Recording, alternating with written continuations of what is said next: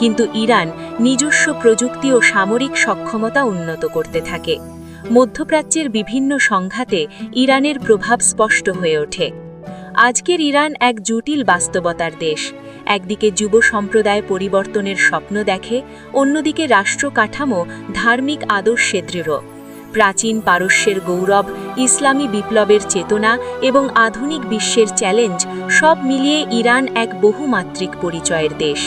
তার ইতিহাস কেবল একটি দেশের ইতিহাস নয়, এটি বর্তমান ও ভবিষ্যতের দিক নির্দেশনাও বহন করে।